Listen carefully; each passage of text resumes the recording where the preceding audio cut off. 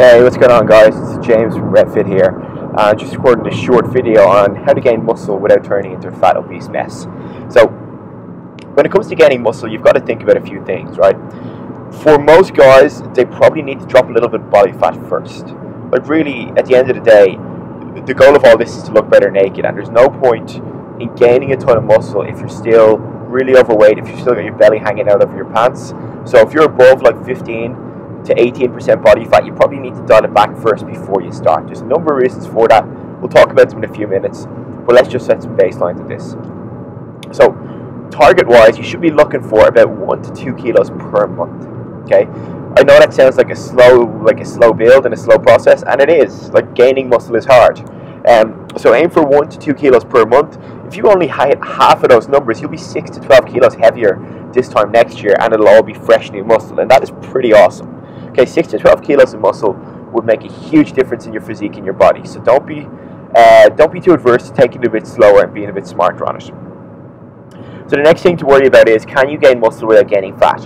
And the answer is, it's really freaking difficult. Okay, you can do it for sure, but again, it's a slower process. So what you really need to do is balance your muscle gain with your fat gain. You don't want to get too big and you don't want to get too fat, but you also need to have an excess of calories in order to gain muscle. So if you think about changing your body composition, there's a few things you need to consider. If the energy you put into your body through the food you eat is the exact same or close enough to the amount of energy you expend, you won't gain weight and you won't lose weight. If you eat less food, then if the food you eat provides less energy than the energy you expend doing exercise and training, then you'll lose weight. And if you want to gain weight, what you need to do is supply more food than your body needs right now to manage its day-to-day activities. So in doing that, what you're really doing is trying to force your body into a gaining state. And that's exactly what you're doing with muscle. Now, most people are in a calorie surplus, that's why they're fat. The key now is to balance that calorie surplus so it's not too high, and pair it up with the right training so you gain muscle and not fat. So obviously the macronutrient composition and stuff becomes incredibly important with that. So your initial target is, let's try and gain 1 to 2 kilos per month.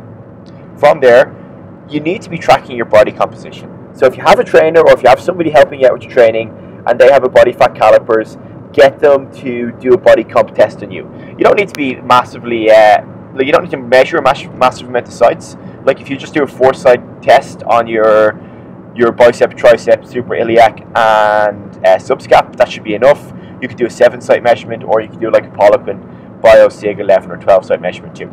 If you don't have access to that sort of stuff, just track your waist measurement. So what you're looking at is your waist at its biggest part. So basically, like probably an inch below your belly button, tracking around your love handles. Because, you know, if your waist is growing, or let's put this a different way, when you start to get fat, the one thing you're going to notice really quickly getting fatter is your stomach. It's also the place where you're probably not going to add a lot of muscle. So you may notice your chest and shoulders and arms getting bigger because you're adding muscle, but when it comes to your stomach, there's a limited capacity there to add new like waist mass. So if that's increasing, it's probably fat. It's obviously a good idea to take some photos every couple of weeks to track what's happening there as well. With the waist measurement, it can sure be the case that like your lower back thickness and your ab thickness is increasing, but for the most part, it's probably going to be just you getting fat if your waist is increasing too fast. You should probably be below 15% body fat before you start dieting. Now, the reason for that is, obviously, there's the risk you're going to gain a little bit of fat as part of this process. And if that is happening, that's fine. The leaner you start, the quicker you can dial it back, and the less any fat increase is going to have a negative effect on your appearance. But let's just say you start at 18%. It's probably reasonable enough to assume you're going to gain 3 to 5% body fat over the year-long bulking period, unless you do it really tightly and really slowly. By the time you hit 21%, you're not going to look so good anymore, and then you're going to have to spend more time dieting down afterwards. You risk losing muscle mass and kind of dropping everything you've just gained, which doesn't really make sense. So coming into this a little bit leaner makes a lot of sense from a maintenance standpoint and from a long-term sustainability standpoint as well. Not only that, but when you're leaner, you will have higher insulin sensitivity. So that means your body's muscles are going to be more receptive to the food you put into them, and when you eat protein and carbs, you're going to end up shuttling them to the place they need to be to regrow and refuel, rather than going to fat stores. So the leaner you are, the higher your insulin sensitivity is, which is a seriously important part of gaining muscle. It's the same reason why bodybuilders tend to gain so much muscle in their off season. And for anyone who's ever done like a relatively extreme cut or like a big body fat cut phase, what you'll notice is coming off the back end, it's super easy to gain muscle and you look jacked really fast. And that's because you're more insulin sensitive. Off the back of a diet, you start to increase your calories, and the calories you do take in end up going essentially to building new muscle. So doing like a let's say a 3 or 4 week cut beforehand to just pull your body fat back in range can be a really smart idea. But let's get on to the nuts and bolts of this and talk about your actual calories and your macro breakdowns. So I'm going to put the calculator, a link to this spreadsheet up in the comment section below and also in the YouTube video description, just in case this runs away and ends up off of Facebook. So you only need to change one cell, and that's your body weight cell. So basically, let's say at the moment I'm 96 kilos ish, but call it 90, 97 and a half. Okay, it doesn't matter. The calculator will adjust for whatever you put into it. Okay, so like if I was 100 kilos, we change. This fully flows through. The only cell you need to change is the yellow one. I'm actually going to note that.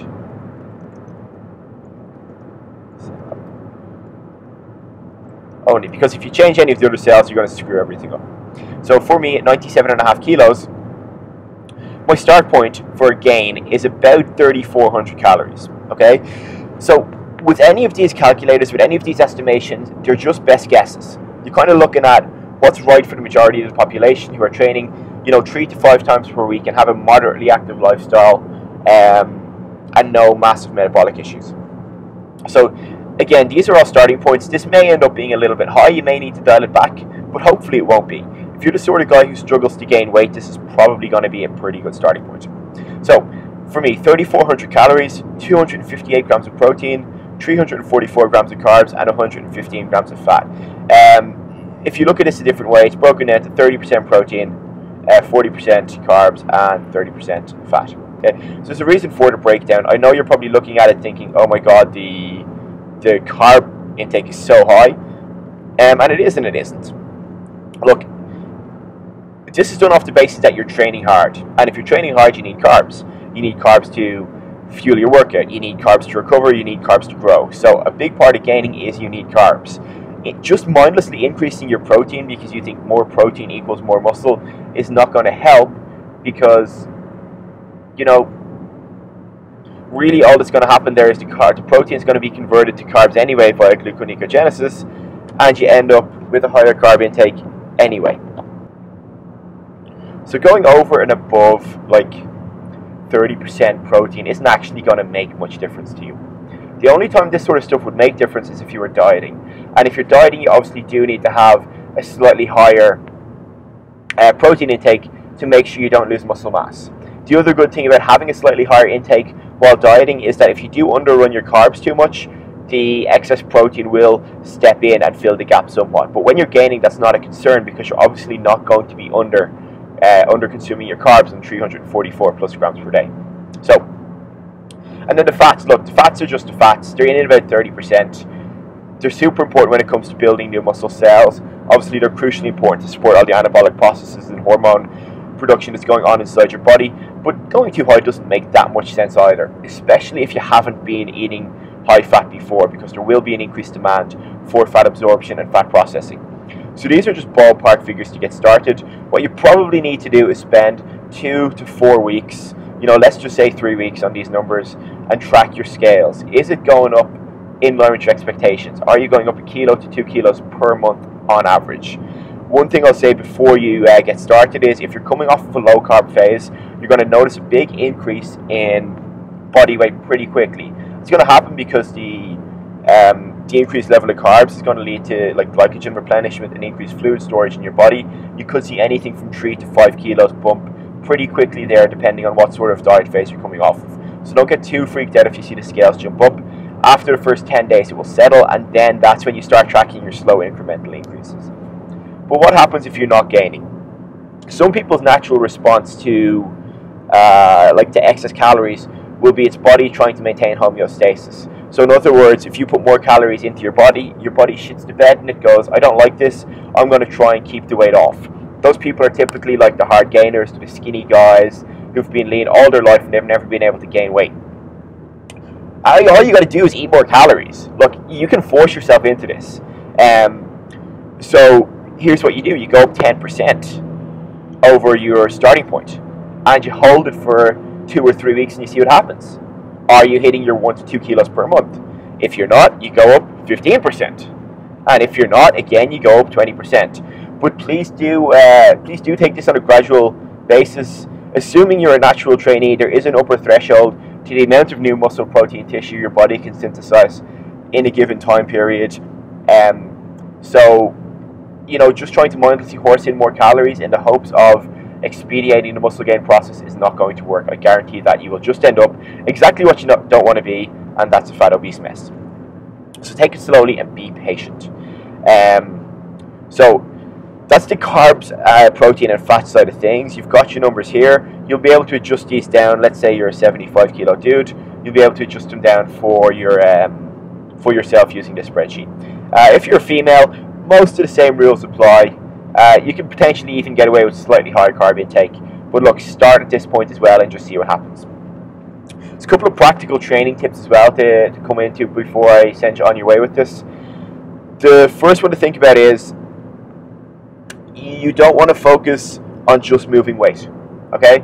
At the end of the day, what you have to remember is your skeletal system is essentially just a load of hard tissue that can't do anything. Your bones are support structure. They don't move independently of each other. They only move when muscles contract. So that means the better connection you can get with the muscle to increase the contraction and increase the force of the contraction, the more stimulation it will receive. So this is where tempo work comes in. This is where like a mind-muscle connection sort of stuff becomes important. And as much as that stuff has become uncool and kind of got to like a bro science reputation, it does help when it comes to building muscle. So using time under tension principles, using pre-exhaust and post-exhaust, and trying to really increase your mind-muscle tension is important. Like what you got to think about is, like, if you can't sit there right now and flex your left lat, how is it going to fire optimally when it comes to doing a pull down? If you can't make your right pec dance, is it really going to be recruited optimally when you're doing a bench press? The answer is probably not. And the other answer is the bench press probably isn't the best tool to increase your chest size. Everyone wants to talk about how DOMs are a bad thing or how DOMs aren't an indicator of progress, and they aren't, but they're a pretty good proximal indicator of stimulation. So if after a heavy bench press workout your chest isn't sore, maybe try dumbbell pressing the next time and see what happens. If it's still not sore, try some dumbbell flies into some dumbbell pressing to make sure that your chest fatigues first before your triceps and shoulders start to fall out. So using some sort of pre-exhaustion principle before you go off and hit your weights can be a good idea. So that might be using an isolation movement before going onto a compound. For your shoulders, lateral raises or frontal raises before overhead pressing. For your legs, leg extensions or hamstring curls before squatting or stiff leg deadlifting. For your chest, some dumbbell flies before pressing. For your biceps, some concentration curls before barbell curls. For your triceps, some close grip or some skull crushers before close grip benching. And then obviously the reverse applies. You can do some sort of post-exhaustion where you do a bench press into flies or squats into leg extensions. Basically, you just reverse exactly what I said. So the training side of things for gaining muscle is excruciatingly hard, and it is very painful because you're trying to force every muscle fiber essentially to exhaustion each time. So stuff like German volume training, German body composition, a lot of the stuff you'll see Poliquin write about is awesome. Obviously John Meadows' Mountain Dog stuff is incredible for muscle gain as well, as is the dog crap stuff by Dante Trudel. The commonality between all of those is there's a lot of near exhaustion or exhaustion training, there's a lot of compound and isolation movements, and there's a lot of bloody hard work with some good food quantities. The other thing, obviously, now this is gaining muscle is supposed to be hard. Look, gaining muscle is not easy, and anyone who says it is probably lying to you or trying to sell you some sort of muscle building supplement, which they tell you you can't gain muscle without. The final thing to address then is food quality. Look, when it comes to gaining muscle and getting stronger, people go in dirty bulk. Like if it comes to Domino's pizza and protein shake diet, or the cookies and protein diet. It doesn't work. You just get fat. The insulin response is too high. The calorie intake is too high. The macro composition is all wrong. You end up overeating. You end up hungry all the time. You end up tired. You don't recover properly. It's a really fucking shit way to do it. So please do not do that. If you're going to do this, do it the exact same way you would if you were dieting. Eat 80 to 90% of your calories from good quality food, from lean meats, from starchy vegetables. Keep your good quality greens and colourful veg intake high. Do it properly, because in the long run you will benefit for doing it that way. I've tried the dirty bulk thing. I've tried the calorie as a calorie thing, and believe me guys, it does not work. It is not efficient, and unless you're 18 years old, you're going to get fat fast. Look, that's just a really brief insight into how to gain muscle without turning into a fat obese mess. If you have any questions, or if there's anything else you'd like to see covered, or anything you think is unclear below, please just post up in the comment section. Let me know what's going on, or shoot me an email to james@revolutionfitness.ie, and I'll try to help you out. Alright, peace out guys, and stay strong.